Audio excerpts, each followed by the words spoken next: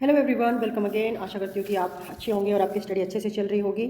और सबसे पहला क्वेश्चन है कि पेपर कब होंगे। बीएड सेकंड ईयर के जून में और बीएड फर्स्ट ईयर के अगस्त में होंगे पेपर। एक तो ये बच्चों की क्वेरी थी। और आज का जो हमारा वीडियो है, हमारा टॉपिक है growth and development, paper first. Growth and development and differences हम कर चुके थे। अभी हम बात करेंगे principles of growth and development, वृद्धि और जो विकास है उसके सिद्धांत क्या हैं। जैसे क्वेश्चन पूछ रखा है, वृद्धि और विकास की परिभाषा बताइए, वृद्धि और विकास के सिद्धांत क्या है, विवेचना कीजिए। अब इसमें 3 क्वेश्चन पूछ रखे हैं, आपको तीनों के अकॉर्डिंग पेपर में आंसर देना आना चाहिए। एक में 3 पूछ रखे हैं। नेक्स्ट में पूछ रखा है वृद्धि विकास की अवधारणा को समझाइए, विकास और वृद्धि के सामान्य सिद्धांतों पर विस्तार से चर्चा करें। देखिए, जैसे कि हमने ग्रोथ और डेवलपमेंट की बात की थी। ग्रोथ क्या है, जो हमारी एक टाइम के बाद रुक जाती है। जैसे 20 वर्ष की आयु तक हमारी ग्रोथ होती है, उसके बाद वो रुक जाती है बर्थ के बाद से। बट जो हमारा विकास है वो कंटिन्यू चलता रहता है, वो वोम टू टोम चलता रहता है, गर्भ से और हमारा जो जन्म से मृत्यु तक का जो भी समय है उसके बीच में हमारा विकास कंटिन्यू होता रहता है। इस पर हमने चर्चा की थी। ग्रोथ हमारी बेसिकली हमारी जो फिजिकल शरीर के जो अंगों में वृद्धि है, जिसको हम माप सकते हैं, इसका मापन कर सकते हैं, उससे रिलेटेड है। और विकास एक क्वालिटेटिव रूप में हम इसको देखते हैं, गुणात्मक रूप में। ये एक अधिक विस्तृत मतलब एक पार्ट है, और विकास ग्रोथ से कहीं ज़्यादा विस्तृत है। ग्रोथ जो है विकास का एक पार्ट है, ना कि उसके इक्वल या उससे कुछ डिफरेंट है। बट जो ग्रोथ है वो डेवलपमेंट में ही निहित है। आज हम इसके प्रिंसिपल्स की बात कर रहे थे। फर्स्ट जो हमारा प्रिंसिपल है वो देख लीजिए, विकास एक निरंतर प्रक्रिया है। Development is a continuous process. बिल्कुल एक कॉन्टिन्यूस प्रोसेस है जिसमें जो कि अविराम गति से निरंतर चलता रहता है। ये गर्भाधान के समय से लेकर, और जो विकास की गति है वो जो सभी अवस्थाओं में सेम नहीं रहती। विकास कभी तीव्र होगा या फिर कभी फास्ट होगा।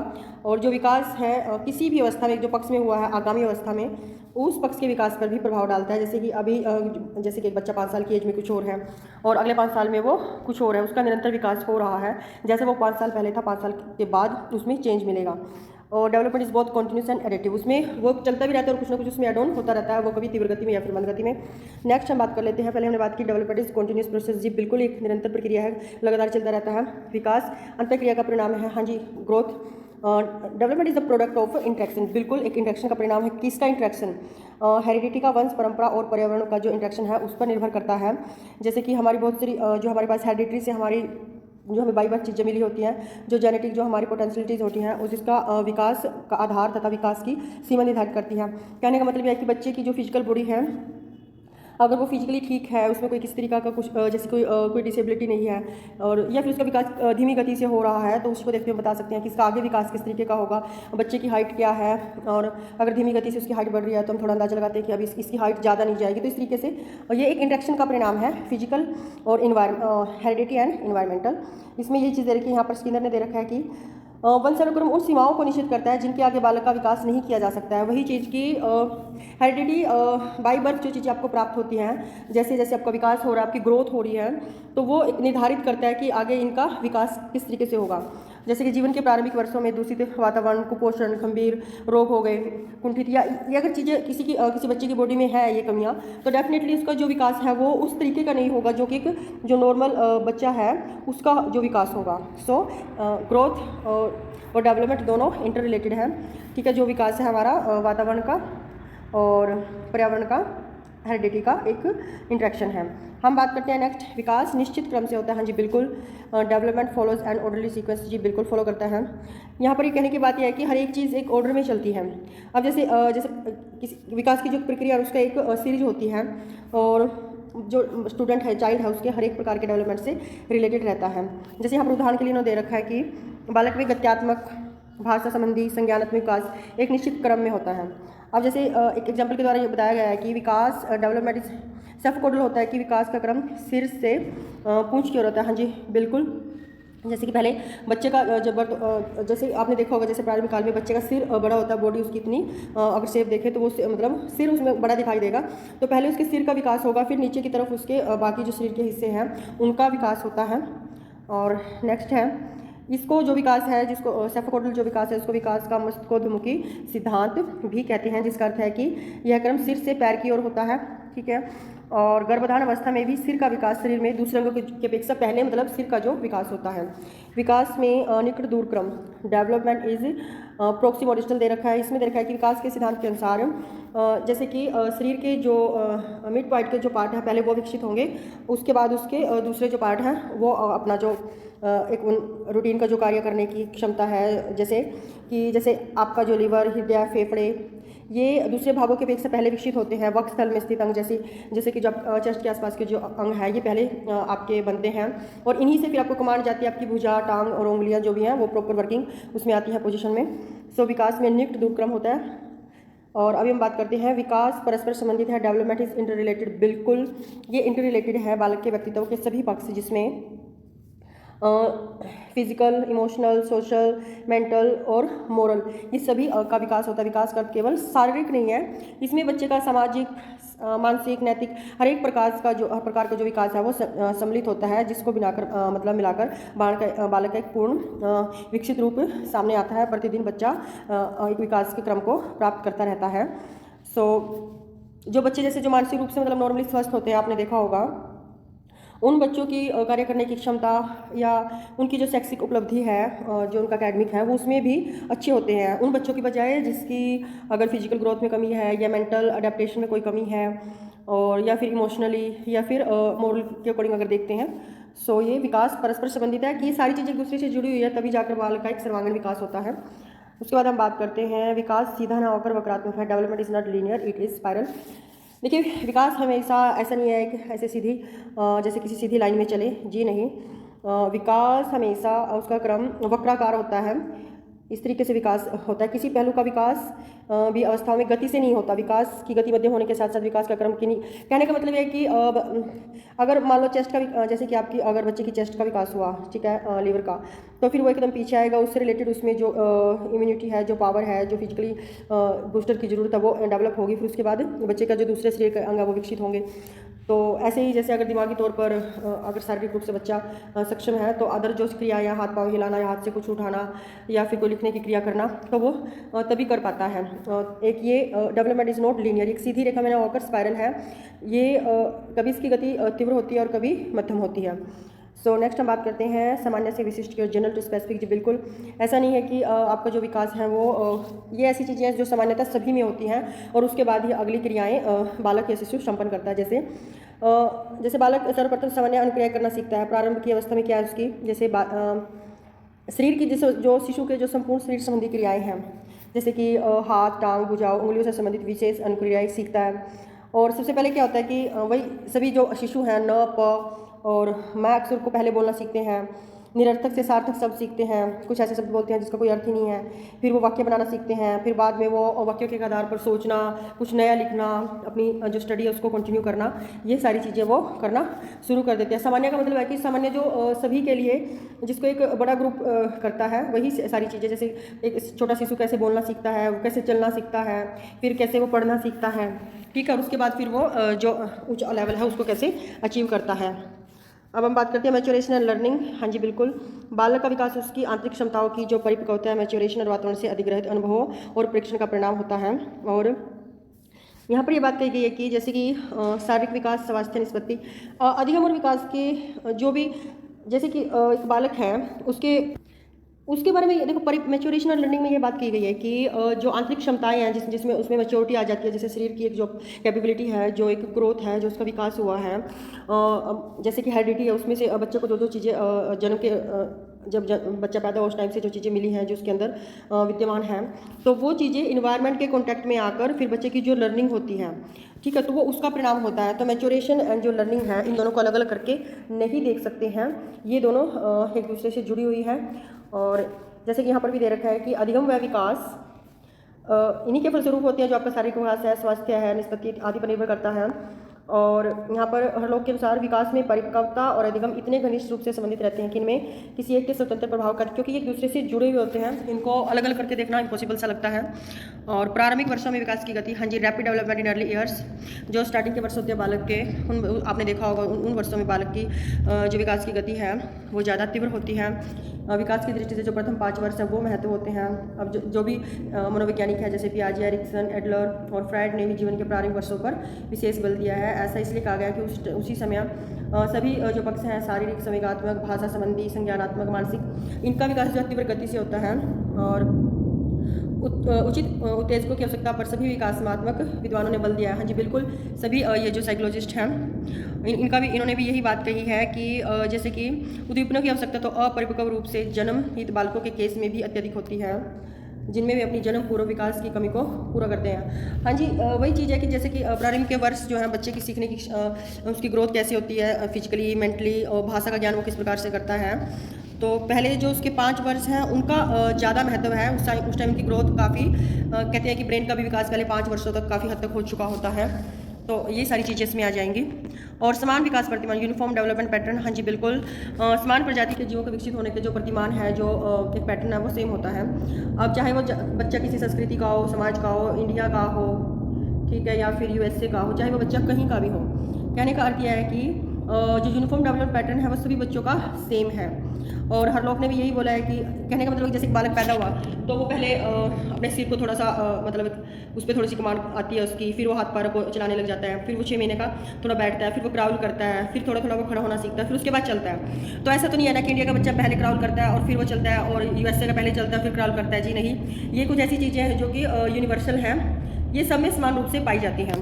और यहाँ पर हम हर लोग ने भी एक डेफिनेशन दे रखी कि प्रत्येक जाति के जीव, चाहे वो पशु हो या फिर मानव, अपनी प्रजाति के अनुरूप विकास के प्रतिमानों का अनुसरण करते हैं। कहने का मतलब विश्व के प्रत्येक भाग में मानव शिशुओं के विकास के प्रतिमान समान है, उनमें किसी प्रकार का अंतर होना संभव नहीं है। 10th नंबर पे दे रखा है विभिन्न पक्षों के विकास की गति, different aspects and rate of development. विकास के सभी पक्षों का विकास विभिन्न विकास अवस्थाओं में एक समान नहीं होता। हाँ जी बिल्कुल, जो डेवलपमेंट है वो सभी अवस्थाओं में एक समान नहीं होता। फॉर एग्जांपल, जो हमारा शारीरिक विकास है वो अधिकतम जो शारीरिक विकास है जन्म पूर्वावस्था में होता है। मानव शिशु एक सूक्ष्म कोशिका से संपूर्ण होकर एक व्यक्ति के एक छोटे रूप में जन्म लेता है। यह विकास गर्भधारण के समय से 11 मिलियन बार अधिक होता है। जितना हम गर्भधारण में जो हमारा बच्चा होता है, जो शिशु होता है, उससे वो 11 मिलियन बार अधिक होता है उससे। और बाल्यावस्था सामाजिक विकास के लिए उपयुक्त मानी गई है। इसी प्रकार किशोर अवस्था या फिर विपरीत लिंग या आकर्षण लिंग या गुणों के उद्गम की अवस्था है। कहने का मतलब है कि विकास विभिन्न पक्षों के विकास की गति जो जैसे कि जो बाल्यावस्था में बालक है, फिर वो किशोर अवस्था में है, फिर वो युवा अवस्था में है, फिर प्रौढ़ अवस्था में है, इन सभी में जो विकास है उसकी गति सेम नहीं है, वो डिफरेंट होती है। ठीक है, और नेक्स्ट हम बात करते हैं 10 पॉइंट वैसे बहुत हैं बट फिर भी एक बार देख लेते हैं। विकास में व्यक्तित्व भिन्नताएं, हाँ जी बिल्कुल, इंडिविजुअल डिफरेंसेस इन डेवलपमेंट होते हैं। प्रत्येक बालक के विकास में उसके व्यक्तित्व गुणों पर ही निर्भर करता है। विकास व्यक्तिगत विभिन्नताओं का नियम बहुत इंपॉर्टेंट रखता है। जो बालक जन्म समय विकास में पीछे होते हैं वे विकास की सभी अवस्थाओं में पीछे छूट जाते हैं। जी बिल्कुल, जैसे कोई बालक अगर फिजिकली रूप से उतना सक्षम नहीं है जैसे कि एक नॉर्मल बालक होता है, तो वो जीवन के जो विकास की अलग अवस्थाएं हैं उनमें भी वो पीछे छूट जाता है। चाहे वो भाषा संबंधी ज्ञान हो, शारीरिक गतिविधि संबंधी कार्य हो, तो उनमें बालक पीछे रह जाता है। और जैसे कि प्री मेच्योर जन्मित बालक सामान्यतः विकास की सभी अवस्थाओं में जो जिस बच्चे का बर्थ एक निश्चित काल से पहले हो जाता है उसमें जो विकास की सभी जो अवस्थाएं हैं जो सामान्य बालक है उससे कम होती हैं, वो उस लेवल का विकास नहीं होता जितना कि नॉर्मल बालक का हो जाता है। तो इसलिए ये सिद्धांत के ऊपर इसलिए जोर दिया गया है कि जो टीचर है उसको क्लास में बच्चों की जो फिजिकल इंडिविजुअल जो डिफरेंसेस हैं उसको ध्यान में रखते हुए स्टडी करवानी चाहिए, गाइडेंस देनी चाहिए, लर्निंग की प्रोसेस को आगे बढ़ाना चाहिए। कोई बालक किसी दिए हुए कार्य को जल्द कर लेगा, क्लास वर्क को, कोई बालक उसको करने में ज़्यादा टाइम लेगा, कोई अगले दिन करेगा। तो इंडिविजुअल डिफरेंसेस को ध्यान में रखते हुए टीचर को अपना जो है टीचिंग का कार्य आगे बढ़ाना चाहिए। विकास में पूरा होना, प्रेडिक्टेबिलिटी इन डेवलपमेंट, हाँ जी बिल्कुल, हम इसमें यहाँ पर ये कहा गया है कि विकास में आप संगठित या क्रमबद्ध रूप से संचालित होता है। क्रमबद्ध विकास के सभी पक्षों शारीरिक, मानसिक, संवेगात्मक में रहती है। शारीरिक विकास का क्रम सिर से पैर, शरीर के मध्य भाग, फिर भुजाओं और टांगों की ओर होता है। हाँ जी बिल्कुल। तो सहज प्रतिबद्ध क्रियाओं के बाद संवेदना या प्रत्यक्ष बोध होता है। संज्ञानात्मक विकास का आधार बनता है। बालक चलने दौड़ने से पहले बैठना, घुटना चलाना सीखता है। बिल्कुल, ये सारी क्रियाएं देखकर ये भी पता लगाया जा सकता है कि बच्चे का विकास किस दिशा में होगा। पूर्वमन लगाने के समान युक्ति जैसे शिक्षक माता पिता बालकों की जो शिक्षक संबंधी योजनाबद्ध कार्यक्रम का निर्धारण नहीं कर पाते हैं कि बालक के व्यक्तित्व का जो इन सभी क्रियाओं को देखते हुए हम ये अंदाजा लगा सकते हैं कि बालक का विकास पूर्ण रूप से हो रहा है, सही दिशा में हो रहा है, या फिर जिस गति से होना चाहिए उस गति से हो रहा है या नहीं, उसकी फिजिकल एक्टिविटी को देखकर ये पता लगाया जा सकता है। और विकास मात्रात्मक और गुणात्मक दोनों है, जैसे कि मैंने बताया कि ग्रोथ डेवलप क्वांटिटेटिव है, जबकि विकास क्वांटिटेटिव एंड क्वालिटेटिव दोनों है। जैसे शरीर के अंगों प्रत्यंगों में वृद्धि, भार, लंबाई इत्यादि को हम मात्रात्मक विकास में स्पष्ट करते हैं, जबकि व्यक्ति की मानसिक क्षमताओं, योग्यताओं और उसके जो कौशल है, उसकी जो स्किल है, उनको हम गुणात्मक पक्ष को प्रकट करते हैं। हम ये नहीं कह सकते कि मेरा जो विकास है 200 किलो हो गया, 2 किलो हो गया, तो उसको गुणों के रूप में गुणात्मक और मात्रात्मक गुणों के कारण विकास, ये दोनों इसके पार्ट हैं। विकास संचयी होता है, डेवलपमेंट कम्युनिटी विकास एक सतत प्रक्रिया होने के साथ संचयी प्रक्रिया विकास की प्रक्रिया में अधिग्रहण किए गए अनुभव गुण या फिर सीखने में सहायता करते हैं। और बैठने, घुटनों का चलने का गुण बालक के सीधा खड़े होने, चलने, भागने में सहायता करता है। हाँ जी बिल्कुल। अब पहले ये नहीं है कि बालक सीधा चलना शुरू कर देता है, पहले वो क्राउल करता है, फिर वो बैठता है, फिर वो क्राउल करता है, उसके बाद वो खड़ा होना सीखता है, और उसके बाद ये सारी चीज़ें करने के बाद वो चलना सीखता है, और फिर वो दौड़ना सीखता है। इसी प्रकार से जैसे हम अक्षरों को सीखते हैं, पहले वर्ण, अक्षरों, शब्दों का अधिग्रहण करते हैं, उसके बाद हम भाषा का ज्ञान प्राप्त करते हैं। सामाजिक मानक एवं विकास development is guided by cultural norms. हाँ जी बिल्कुल। विकास की प्रत्येक अवस्था में संतुलन असंतुलन की क्रिया निरंतर चलती रहती हैं। जब विकास के प्रतिमान संतुलन प्रक्रिया की विशेषता रखते हैं तब विकास होता है। व्यक्ति अच्छा व्यक्ति को सामाजिक समझ, देखिए बिल्कुल एक पॉजिटिव दिशा में अगर उसका विकास हो रहा है और वो सारी पॉजिटिविटी के साथ जो फिजिकली जो बैरियर्स उनको क्रॉस कर लेता है, सामाजिक रूप से किस तरीके से किसके साथ क्या बिहेव करना है, ये और मेंटली कब अपने जो इमोशंस को प्रकट करना है, कब चुप रहना है, कब बोलना है, ये सारी चीज़ें वो सीख लेता है। तो और अगर इन चीज़ों में वो संतुलन नहीं बना पाता है तो फिर वो उसके विकास में क्या आती है, बाधा आ जाती है। शैशवकाल में क्या होता है, बच्चा कि दूसरों पर निर्भर होता है, ठीक है। और पूर्व किशोर अवस्था में संवेगात्मक उथल पुथल की अवस्था जिसको इसको कहा गया है। और ऐसी विशेषताएं जीवन के किसी भी अवस्था में सभी संस्कृतियों में घटित होती हैं। जी बिल्कुल, इस प्रकार की जो विशेषताएं वो सभी जो इंडिविजुअल्स हैं उनमें पाई जाती हैं। सो आज के लिए इतना ही। हाँ, एक चीज़ और है कि वो देख लेते हैं। विकास एवं स्व यथार्थता, सिद्धि, डेवलपमेंट एंड सेल्फ एक्चुअलाइजेशन। निसंदेह हैविगर्ट्स के अनुसार कि विकास साधनों कारणों के अधिग्रहण के लिए परिपक्वता, व्यक्ति की निजी आकांक्षाएं और उद्देश्य और सांस्कृतिक दबाव तीनों कारक उत्तरदायी होते हैं। हाँ जी, सेल्फ एक्चुअलाइजेशन के लिए परिपक्वता, मैच्योरिटी, जो निजी उसकी आकांक्षाएं हैं, उसके उद्देश्य और सांस्कृतिक दबाव, इन्हीं में रहकर जब बालक का एक विकसित रूप सामने आता है। व्यक्ति द्वारा सभी यथार्थता को पहचानों से प्राप्त करना होता है। व्यक्ति द्वारा अपनी सभी क्षमताओं और योग्यताओं का इष्टतम विकास करना परम उद्देश्य होता है। जी बिल्कुल, एनवायरनमेंट में रहकर ही वो इन सभी उद्देश्यों को प्राप्त कर पाता है। और व्यक्तिगत या हो या सामाजिक हो, नैतिक हो, संवेगात्मक दृष्टि से वह फुल्ली फंक्शनिंग व्यक्ति बन सके, इन सब का मिला जुला रूप उसके व्यक्तित्व में झलकता है। विकास के सिद्धांतों का शैक्षिक महत्व, कुछ स्टूडेंट्स पेपर में ये चीज़ें नहीं लिख कर आते हैं, बट लिख कर आनी चाहिए। कोई भी क्वेश्चन आपने लिखा, आपसे पूछा गया तो उसका एजुकेशनल इंप्लीकेशन क्या है वो डेफिनेटली लिखना चाहिए। व्यक्तिगत विभिन्नता को अगर, हाँ जी बिल्कुल, इंडिविजुअल डिफरेंसेस इसमें होते हैं। और फिर आरेखीय विकास का नॉन लीनियर, हाँ जी ये स्पायरल होता है, ये सीधी रेखा बना चलकर, ये कभी आगे कभी पीछे, तो इस तरीके से चलता है। कभी मंद गति से और तीव्र गति से विकास चलता है। यथार्थवादी आवश्यकताएं, बिल्कुल सीधा शिक्षक यह जान लेता है कि बच्चे बालक से कब क्या और कैसी अपेक्षाएं करनी चाहिए उसकी इंडिविजुअल डिफरेंसेस के तौर पर। विभिन्न अवस्थाओं का महत्व, हाँ जी विकास की जो सभी अवस्था, बाल्यावस्था, किशोर अवस्था, प्रौढ़ अवस्था, जितनी व्यवस्थाएं हैं, सामाजिक, शारीरिक, मानसिक और संवेगात्मक विकास तीव्र गति से होता है। इन अवस्थाओं का अपना अलग महत्व है और इन्हीं सभी अवस्थाओं से गुजर कर स्थितियों को जब वो प्रस्तुत करता है तो उसका समुचित विकास हो जाता है। सामान्य से विशिष्ट, बिल्कुल सामान्य से विशिष्ट की ओर होता है। जो सामान्य क्रियाएं आम बालक करते हैं, सभी जो बालक करते हैं, व्यक्ति करते हैं अपनी प्रौढ़ अवस्था में जो बढ़ जाते हैं। और एक जो बालक होता है वो किस तरीके से भाषा का ज्ञान प्राप्त करता है, वो किस तरीके से फिजिकली चलना फिरना सीखता है, अपनी जो भी दैनिक कार्य करता है। और भावी व्यवहार का निर्धारण, डिटर्मिनेशन ऑफ फ्यूचर बिहेवियर, हाँ जी इससे बालकों का जो व्यवहार है उसे इससे यह पता लगाया जा सकता है कि फ्यूचर में उसका विकास किस दिशा में होगा। और या फिर वो शिक्षण या पाठ्यक्रम संबंधी अनेक निर्णय लिए जा सकते हैं कि वो एक सामान्य बालक होगा या फिर एक विशिष्ट बालक होगा या फिर एक पिछड़ा हुआ बालक, ये सारी चीज़ें पता लगाई जा सकती हैं। प्रयत्न के अवसर प्रदान करता है कि विकास की किस अवस्था में उनको कौन कौन से परिवर्तन होते हैं, उन परिवर्तनों का शिक्षा में सही उपयोग किया जा सकता है। इस चीज़ का ज्ञान शिक्षक को डेफिनेटली होना चाहिए। इंडिविजुअल डिफरेंसेस के तौर पर इन चीज़ों का पता लगाकर शिक्षक अपने शिक्षा के निर्देश को उस दिशा में मोड़कर बच्चे की सहायता कर सकता है, शिक्षण प्रोसेस को आगे बढ़ा सकता है। निरंतरता और प्रयोजनशीलता, कॉन्टिन्यूटी एंड परवजिवनेस, विकास एक निरंतर चलने वाली उद्देश्यपूर्ण प्रक्रिया, हाँ जी बिल्कुल उसी प्रकार शिक्षा में उद्देश्य निरंतरता के गुण विद्यमान होते हैं। शिक्षा का परम उद्देश्य क्या है, बालक की सभी आवश्यकताओं का इष्टतम जो है विकास करना है। इस उद्देश्य की पूर्ति के लिए शिक्षण के विभिन्न स्तरों पर एक प्रक्रम के रूप में होती है। शिक्षक की भूमिका अत्यंत सक्रिय और सजगता की है, क्योंकि इंडिविजुअल डिफरेंसेस को ध्यान में रखते हुए ही वह बालक के व्यवहार में जो परिवर्तन हो रहे हैं उसके अकॉर्डिंग उनको गाइडेंस देता है, लर्निंग के प्रोसेस को आगे बढ़ाता है। और शिक्षार्थी की क्रियाएं, प्रयत्न, व्यवहार से उद्देश्यपूर्ण हो, ये एक टीचर को हमेशा ही इस बात पर बल देना चाहिए विद्यार्थी की जो योग्यताएं और क्षमताएं हैं उनके विकास में वो प्रयत्नशील रहे। वे जो भी सीखें मन से सीखें, जो भी करें करें अच्छा करें। तो उसमें एक कंटिन्यूटी बनी रहे, उसका एक पर्पज़ हो कि आप क्यों सीख रहे हो, इससे क्या फ़ायदा होगा, आपके लिए चीज़ें क्यों यूज़फुल है, आप क्यों चलना सीख रहे हो, क्यों दौड़ना सीख रहे हो, क्यों पढ़ना सीख रहे हो, क्यों मानसिक रूप से आप याद करने की जो प्रोसेस है, जो गति है उसको बढ़ा सकते हो, और क्लास में किस तरीके से व्यवहार करना है। आपकी जो सारा जो ऑल ओवर डेवलपमेंट है वो कंटिन्यूटी एंड पर्पजिवनेस होना चाहिए, प्रयोजनशीलता पर आधारित होना चाहिए। सो आज के लिए इतना ही। अगर वीडियो आपको पसंद आई हो तो लाइक शेयर एंड कमेंट जरूर करें, चैनल को सब्सक्राइब करें, और इस वीडियो की PDF मैं अपने टेलीग्राम चैनल पर डाल दूंगी। अगर आपको PDF चाहिए तो आप मेरा टेलीग्राम चैनल ज्वाइन कर सकते हो। कुरुक्षेत्र अपडेट के नाम से मेरा टेलीग्राम चैनल है। Thank you.